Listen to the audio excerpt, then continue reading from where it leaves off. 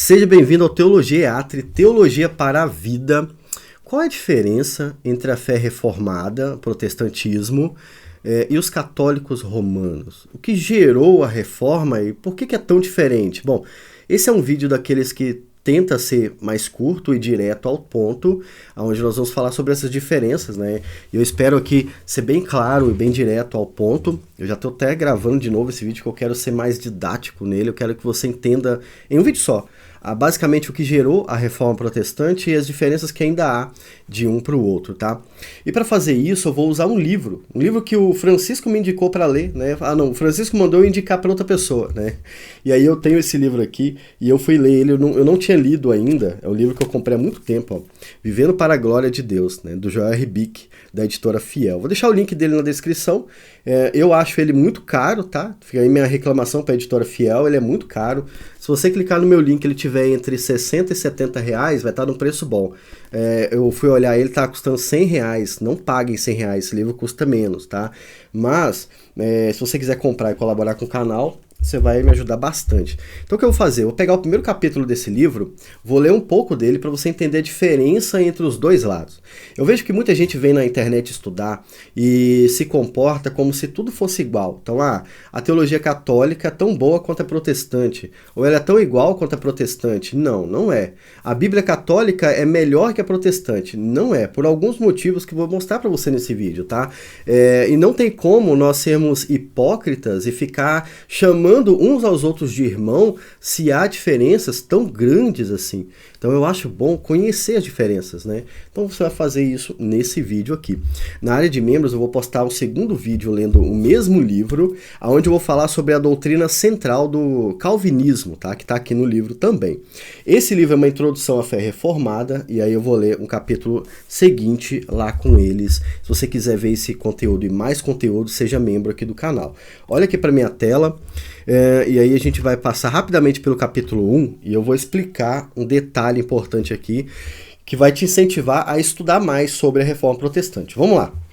A Reforma Protestante não começou em 1517, tá, pessoal? O livro ele traz essa questão aqui, importante questão, tá? O calvinismo ele não começa com Martim Lutero e nem com Calvino, né? A reforma começa lá no século XII.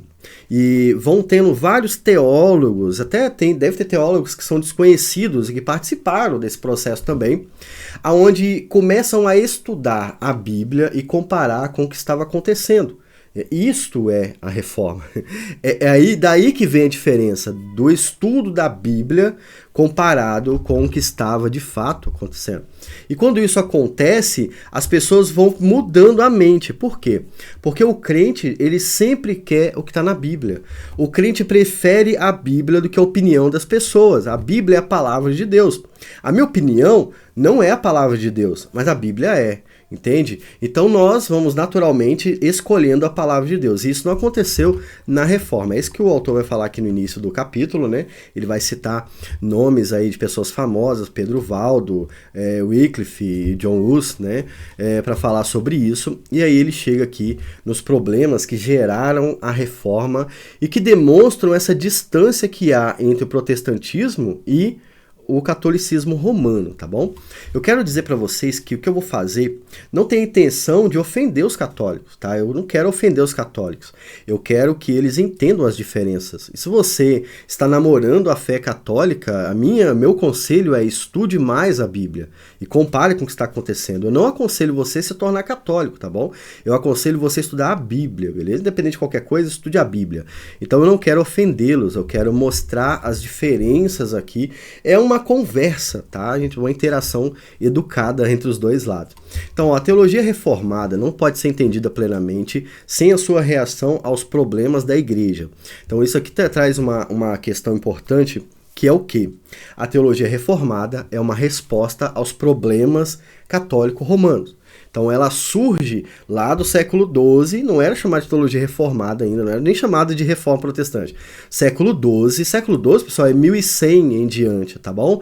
Até 1600, essa reforma vai acontecendo com base nos problemas gerados pela teologia criada dentro do movimento católico, entendeu?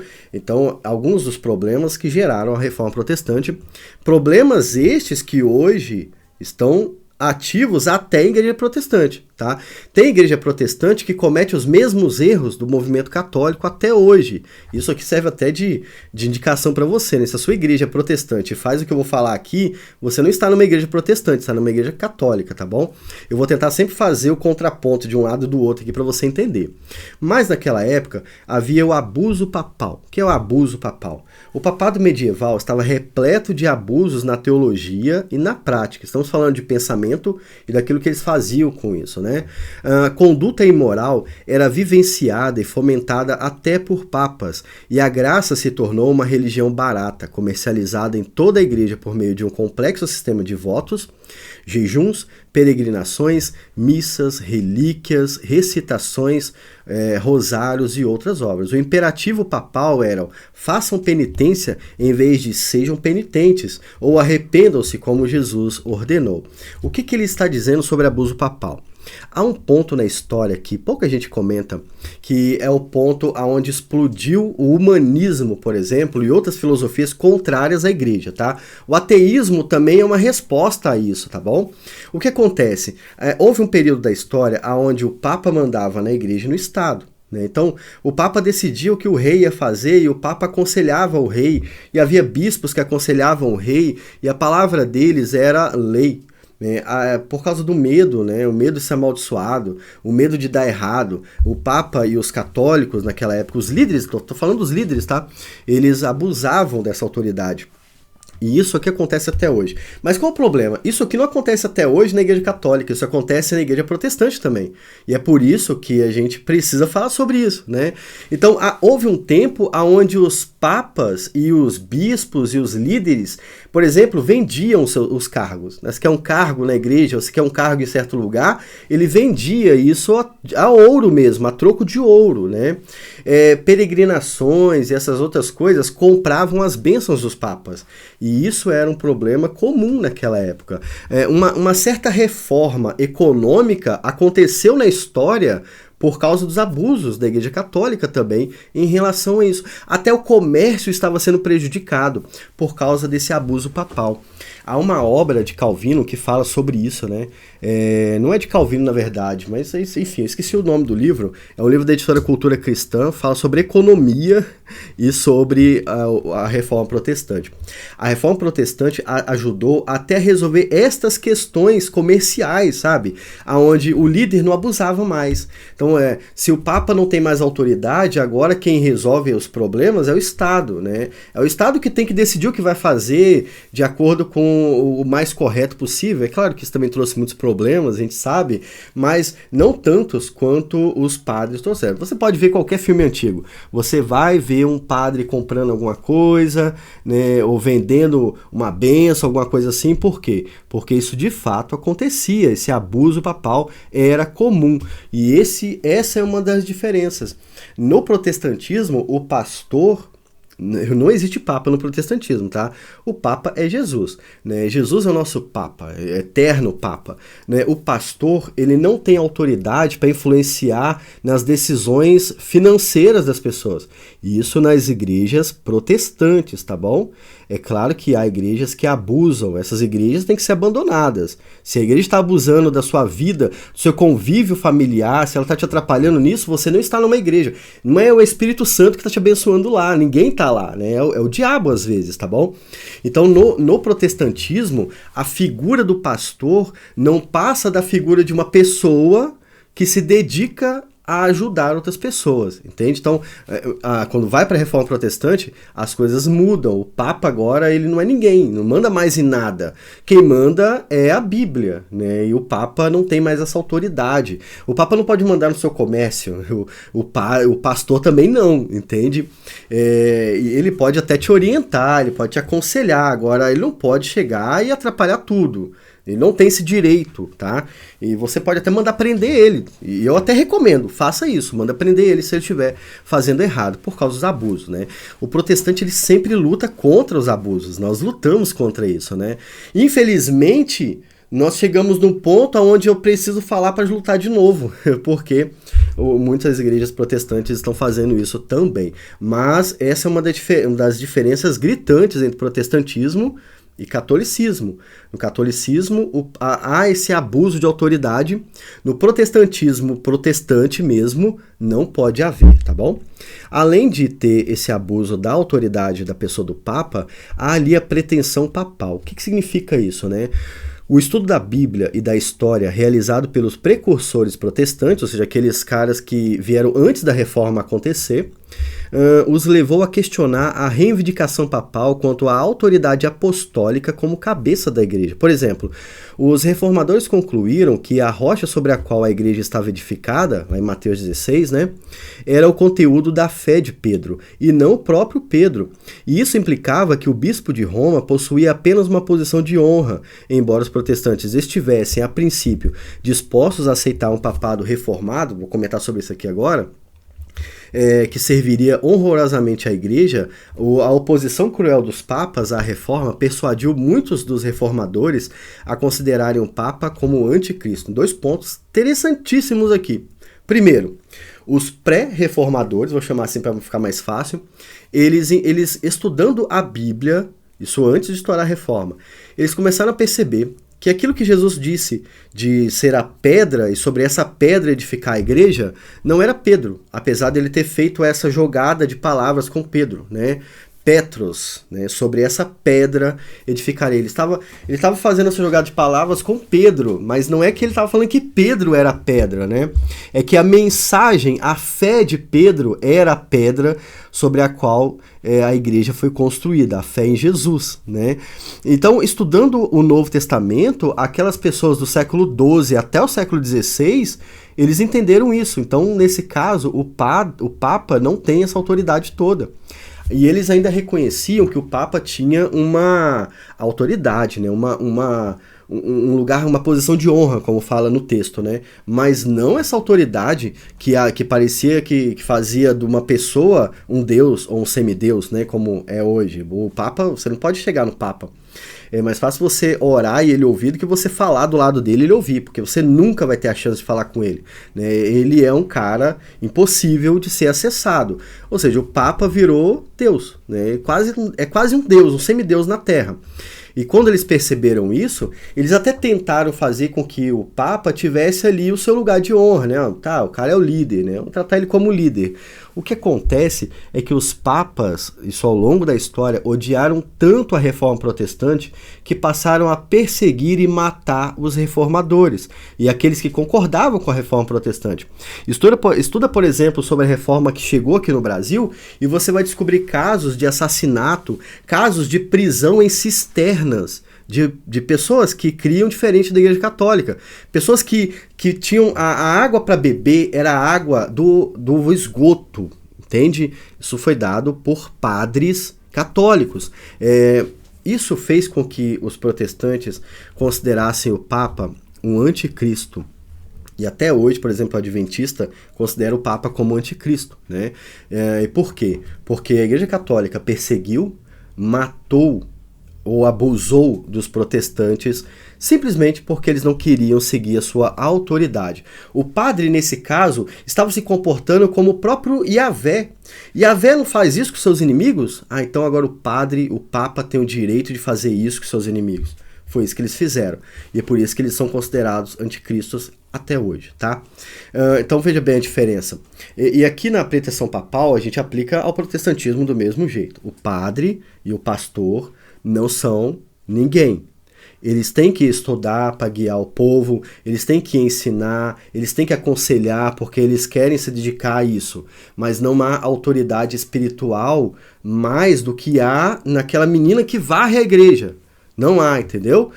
Embora eles estejam em cargos diferentes, o padre e o papa não são ninguém, independente do que ele acha que ele é. Então, na igreja protestante, o pastor ele tem que ser aquela pessoa mais humilde, a pessoa que vai servir mesmo. Ser pastor é servir mesmo, tá? Não tem nada a ver com essa pretensão papal que acontece até hoje na igreja católica. Ah, Devaí, mas existe isso na igreja protestante. Sai desse lugar. Você não tá numa igreja protestante. Você tá numa igreja, uma mini igreja católica. Você tá vivendo escravo de alguém. Então, sai desse lugar, tá? Então, mas essa é uma das diferenças que há entre os dois lados, beleza? A gente tem mais aqui, ó. O cativeiro da palavra. Esse é um problema que acontece até hoje. Caraca, o que significa cativeiro da palavra?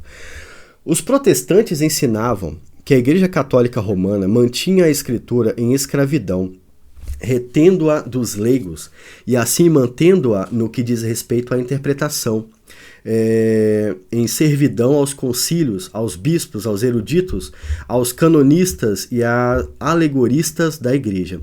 Os protestantes trabalharam arduamente para libertar a Bíblia desse cativeiro hierárquico, como escreveu Mark Watts. Eu vou ler aqui para vocês, mas deixa eu só exemplificar isso aqui. Sabe hoje que você tem acesso à Bíblia? Aqui, ó, tá, você é católico, sabe a Bíblia que você tem acesso? Você só tem acesso a ela por causa da Reforma Protestante, tá bom? Antes da Reforma Protestante, você não poderia sequer tocá-la, nem lê-la, tá?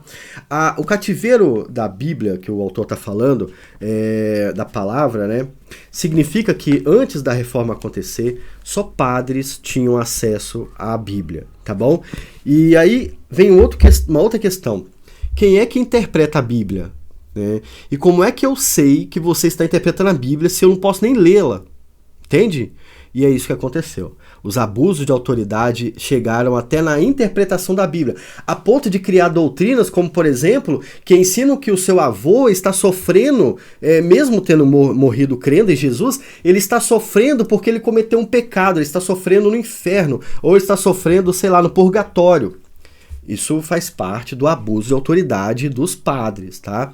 É uma doutrina que não tem na Bíblia, mas é uma doutrina que foi criada pelo movimento católico para fazer com que as pessoas se tornassem escravas deles também. Então essa é uma diferença. Agora que a Reforma Protestante fez com que você tivesse acesso à Bíblia, você também pode ser abençoado pela leitura e inclusive a interpretação correta da Bíblia, porque você é capaz de interpretar a Bíblia, né? Falando em leitura e interpretação correta, olha aqui, ó. Leitura imersiva da Bíblia, tá? É o meu curso lá no Hotmart de leitura e interpretação. Você nunca mais vai ler a Bíblia do mesmo jeito, eu garanto, ó. Faça o primeiro leitura imersiva, já vai explodir a sua mente. Depois você vai pro segundo, que tem muito mais conteúdo, tá? Tá aqui, ó, baratinho, os cursos estão lá no Hotmart. Então, entende que o problema é esse, você não pode ler a Bíblia e nem interpretar a Bíblia. Mas, cara, isso acontece também em igreja protestante.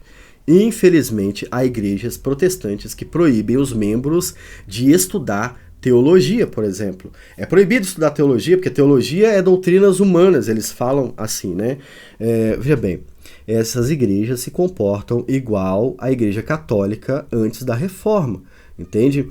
Hoje, os próprios católicos se beneficiam da reforma nesse aspecto. E tudo bem, não tem problema, né? Então se beneficiem mesmo. O problema é que eles são desestimulados a interpretar. São desestimulados a ler. Quando você vê um padre falando sobre leitura e interpretação da Bíblia, já soa até estranho, né? Tipo, como assim? Como assim? Padre falando sobre isso, né? Ele vira um escândalo, né? Eu nem sei o que o catolicismo romano faz com esse padre depois, tá? Na época que eu fazia curso, eu estudava numa faculdade aqui do Espírito Santo, eu fiquei sabendo de padres que eles eram proibidos de falar por estarem falando demais da Bíblia, entende? E eles ficavam mais no banco. Se você souber de algum exemplo assim, bota nos comentários aqui para o pessoal saber que existe, tá? Então, esse cativeiro da palavra, ele existiu durante muito tempo. As pessoas nem sabiam o que a Bíblia falava porque elas não podiam ler e elas tinham que confiar no que o padre, no que os bispos falavam, tá? Isso aconteceu por muito tempo.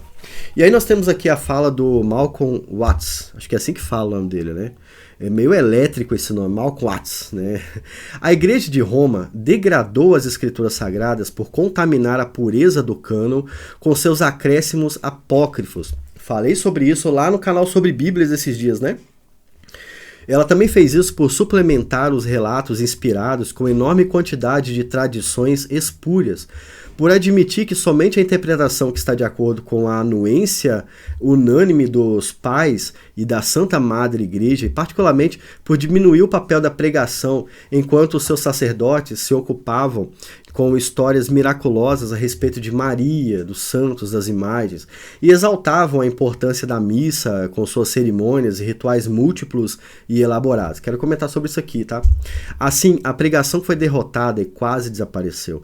Os reformadores protestaram fortemente contra isso e contenderam com todo vigor para resgatar a santa palavra de Deus. Eu quero falar sobre isso aqui porque em algumas igrejas a Bíblia simplesmente não é explicada. A Bíblia às vezes é lida, mas não é explicada, tá? Então, ao invés de explicar a Bíblia, se conta uma história, se conta uma piada, né, faz brincadeira, tudo para preencher o espaço de tempo necessário para que você não aprenda a Bíblia. Isso aqui acontece até hoje, acontecia lá também. Então, lá, ao invés de ensinar o que estava na Bíblia, eles falavam sobre Maria, né, usando a teologia dos gnósticos a respeito dela, né, que é de onde surgiu a teologia de Maria, dos gnósticos. Eles contavam histórias mirabolantes sobre santos, uma imagem que foi jogada no rio e aí ela apareceu em outro lugar, e tudo isso ia tomando o lugar da palavra de Deus. E o que acontece? O Novo Testamento orienta fortemente a pregar a Bíblia.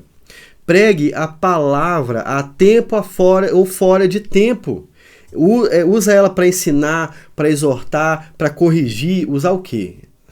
As histórias? Não, a Bíblia. E esta é uma das grandes diferenças entre uma igreja protestante e o movimento católico romano. Tudo bem, eu entendo que alguns católicos pregam a Bíblia, tá bom? Mas essa é uma diferença que há entre nós, beleza? Mais uma diferença aqui. Exaltação do monasticismo. Os protestantes se opuseram ao conceito católico romano da superioridade da falsa vida religiosa. Esse é um ponto que eu já vi pessoas apaixonadas por ele, tá?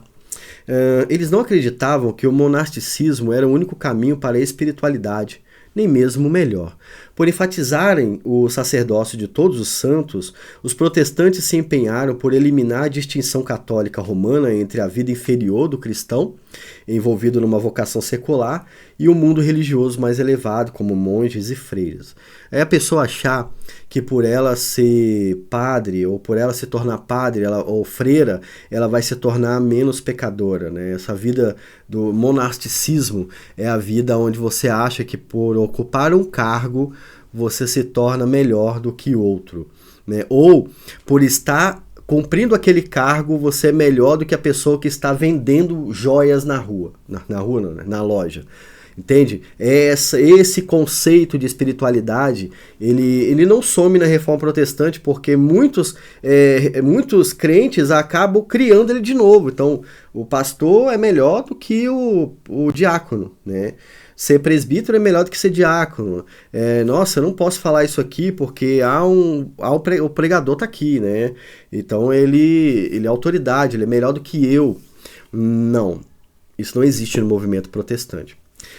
E a questão do sacerdócio que todos os crentes exercem, isso é falado no nosso movimento. Todos nós agimos como sacerdotes, né, nesse caso, para a glória de Deus e não nossa. Então esse aqui é um ponto que causa até problemas dentro de algumas igrejas, tá? Que causa escândalos, causa violência, há igrejas que fecham por causa disso aqui, né? Isso era um dos problemas naquela época e não é muito diferente hoje, infelizmente, né? Infelizmente.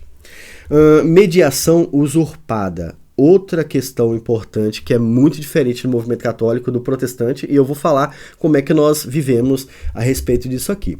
Os protestantes também rejeitaram as ideias da Igreja Católica sobre mediação de Maria. a intercessão dos santos e a transfusão automática de graça nos sacramentos. Eles se opuseram a qualquer forma de mediação com Deus, exceto a de Cristo. Reduziram os sacramentos a dois, o batismo e a ceia do Senhor, removendo assim da igreja e dos sacerdotes o poder de mediação e a dispensação sacramental da salvação. O que acontece? Isso aqui, cara, quando eu vejo na igreja, eu fico muito triste. Mediar é uma ideia de intermediar, entende? O mediador é essa pessoa que está conversando com outra no seu lugar, né? A Bíblia só conhece um mediador, que é Jesus. Jesus, ele é o único que está ao lado de Deus e rogando por nós. Então não existe Ave Maria, rogai por nós, não, é Jesus, rogai por nós. Só Jesus está ao lado do Pai. E não é uma questão de doutrina, é uma questão de lógica, porque a Bíblia fala isso do início ao fim. Não existe na Bíblia, no Novo Testamento, não existe uma vírgula que coloque Maria ou qualquer outra pessoa que faleceu como mediadora entre Deus. Ninguém pode fazer isso, somente Jesus. E quando a gente fala de mediação, nós não estamos falando de uma pessoa que só por estar do lado de Deus media. Jesus, ele fez a ligação entre você e Deus morrendo no seu lugar. Ele pagou o preço que você deveria ter pago, entende? Então, não é uma intermediação de graça. Você recebeu pela graça de Deus, você não teve que fazer nada. Você creu em Jesus e recebeu essa graça. Mas Jesus teve que pagar até o fim. Ele morreu para isso e ele ressuscitou por isso, né? Então hoje ele é o nosso mediador. Na Igreja Católica existe ainda Maria e existe várias Marias espalhadas agora, né? Existe os santos, existe essa questão dos sacramentos também. A própria igreja virou uma intercessora, a igreja virou um organismo que está entre você e Deus, né? Isso só acontece no catolicismo romano. No protestantismo, você ora a Deus em nome de Jesus. E você tem a certeza, porque a palavra promete que você vai ser ouvido pelo Pai, porque o Filho está intercedendo por você. E não há nada na Bíblia que coloque alguém do lado de Jesus lá onde ele está sentado, né? Isso é uma figura de linguagem, mas não há nada que coloque Maria ou qualquer outra pessoa que tenha falecido, tá bom? Então essa é uma grande diferença. Então, mas, cara, eu me sinto mais seguro se eu pedir para esse carregador me intermediar, né? Ó, eu me sinto mais seguro orando para esse carregador. Cara, isso é porque você acabou virando idólatra, tá bom? Porque a fé não está baseada no que você vê. A fé está baseada naquilo que você sabe que existe. Então, óbvio, eu não preciso olhar para o carregador para saber que ele existe, assim como eu não preciso olhar para Jesus e ver a face de Jesus para acreditar que ele existe. Pela fé nós acreditamos, e ele é o único intercessor e tem feito isso por todos aqueles que clamam ao Pai em nome de Jesus, como ele mesmo manda fazer, né? Então essa é uma das grandes diferenças entre a nossa fé, tá? E aí não adianta os acadêmicozinhos vir falar, mas isso aí não sei o que, não sei o que. Nós não somos mais inocentes, a gente não é mais criança. Nem adianta comentar isso, vocês vão perder tempo. Nós sabemos que na Igreja Católica Maria é uma intermediadora, sim, né?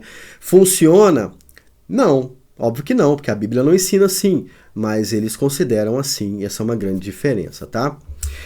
Outra questão importante, a gente já está acabando, é a questão o papel das boas obras, né? O papel das boas obras, por que é importante falar sobre isso? Naquela época, as boas obras tinham um papel um pouco maior do que hoje. Na teologia reformada, as boas obras desempenham um certo papel. Quero comentar sobre isso com vocês, mas não como os católicos fizeram na época da pré-reforma e na reforma protestante. Os protestantes rejeitaram a ideia do semi-pelagianismo, o qual afirma que tanto a graça como as obras são necessários para a salvação. Então, o semi-pelagianismo o pelagianismo veio de um monge, um padre chamado Pelágio, tá? Ele foi condenado por heresia, mas a sua doutrina acabou ficando na Igreja Católica, beleza? E aí ele ensinava que, a ideia que se tornou semi-pelagianismo, ensina que para ser salvo você tem que crer em Jesus, né? É pela graça de Deus, né? Mas também pelas suas boas obras. Uma coisa não te salva apenas, tem que ser as duas coisas. Então, o processo da salvação no movimento católico é algo que não acontece nunca. Só quando você morrer, se você morrer fazendo boas obras. No protestantismo é diferente, né? O justo viverá pela fé. E quando a Bíblia fala viverá pela fé, não está falando sobre viver todos os dias pela fé, está falando sobre ser sustentado pela fé, né? Então, nós ensinamos que a salvação é unicamente pela graça de Deus, mediante a fé. E aí onde é que entram as obras? As obras são a consequência positiva da salvação. Nós fazemos boas obras porque fomos salvos, não para sermos salvos. Tanto é que a nossa teologia ensina que é impossível o homem fazer uma coisa boa sem que Jesus tenha libertado ele do pecado, entende? Toda boa ação que o mundo faz é contaminada pelo pecado, mas o crente ele é capacitado por Deus a fazer uma boa ação, sem que o pecado seja o fator principal daquela boa ação. Engasguei aqui, né? Então, o papel das boas obras no movimento protestante é diferente do movimento católico, eu diria, uma das grandes diferenças está aí. O que vai fazer você descansar na promessa de Deus, como todo crente sempre fez na Bíblia Sagrada. Descansa na promessa de Deus, creia em Jesus, tu e a tua casa será salvo. Não tem mais nada, é crer mesmo. Agora, o que Deus vai fazer na sua vida depois de você crer é o que vai gerar as boas obras, entendeu? Essa é a grande questão das boas obras. Cara, não é tão simples assim, né? Eu achei que pudesse ser mais simples, mas não é. Mas a gente tem aqui, ó, uma listinha que vai demonstrar como 5 solas se relaciona com o movimento católico, né? Os protestantes, por exemplo, dizem somente a Escritura, sola Escritura. E os católicos falam a Escritura e a tradição. E o que é tradição? Tradição é aquilo que eles imaginam. Por exemplo, a mariolatria é uma tradição, não vem da Escritura. A ideia do Papa é uma tradição, né? Então ali no catolicismo é o que eles pensam e o que a Bíblia fala. Óbvio que em certo momento a Bíblia precisa ser deixada de lado e é adotado o que eles pensam, como por exemplo o Papa, né? Para se eleger um Papa, ou o próprio Vaticano como a cidade ali que governa o mundo, né? Isso não tem na Bíblia, isso é uma tradição. Então nesse caso eles tiveram que abandonar a Bíblia e focar na tradição. Isso é um dos problemas que gerou os outros problemas. Isso acontece na igreja protestante também, tá? Hoje, infelizmente, tem isso também. Igrejas que são centradas na Bíblia vão abandonando as tradições que não têm a ver com a Bíblia. Então, eu até questionei hoje, né? Que vão fazer aqui na igreja a festa da roça, né? Festa da roça. Aí, como é que pode? Festa da roça. Deixa eu pensar de novo nisso. Agora vamos fazer uma festinha, o nome dela é Festa da Roça. Cara, uma festa que fala sobre roça e que é feita entre junho e julho. É uma tradição católica. Vocês mudaram o nome, mas é uma tradição católica. Então veja bem, em certo momento foi-se abandonado a Bíblia e adotaram uma festa pagã. Uma festa que não tem nada a ver com a Bíblia. A festa de São João, né? Então isso acontece hoje ainda, e é difícil você lidar com isso sem ter que ser odiado pelos seus irmãos, entende? Mas a Bíblia, o protestantismo vive o sola Escritura. Quer fazer uma festa? Faz a festa de Páscoa, né? Não é só um culto, é uma festa. A festa das cabanas, né? As festas que o povo judeu faz são válidas, façam elas, né? Mas não existe. Infelizmente aí a tradição ainda acaba ganhando, tá vendo? Como é um problema que acontece. A mesma coisa com outras festas, eu só tô comentando essa, né? O protestante fala somente a fé. Somente a fé. A salvação só é possível pela fé em Jesus. Os católicos vão falar a fé e as obras. Diferenças grandes, né? Como eu acabei de falar agora há pouco. Os protestantes vão falar somente a graça de Deus. Só a graça é suficiente. E só pela graça é que somos salvos. Os católicos vão falar a graça e os méritos. Como assim os méritos? A palavra graça não pode ser usada com méritos. As duas coisas não se encaixam. Porque quando a gente fala sobre graça, nós falamos sobre um favor que não é merecido. Então, que méritos eu tenho se ele não é merecido? Entende? Então, a salvação, ela não é pela graça de Deus, mas os méritos, porque você não tem mérito algum. Se você faz uma coisa boa, você só faz isso porque Deus fez em você. É Deus quem faz com que você faça uma coisa boa. Então, de quem é o mérito? De quem é a glória? Não é sua, é de Deus. Então, vê, é muito grande a diferença, né? Então, o protestante vai falar somente a graça de Deus. Eu sou salvo pela graça de Deus. Lembra da parábola do publicano e o... Ah, não me esqueci o nome agora do fariseu.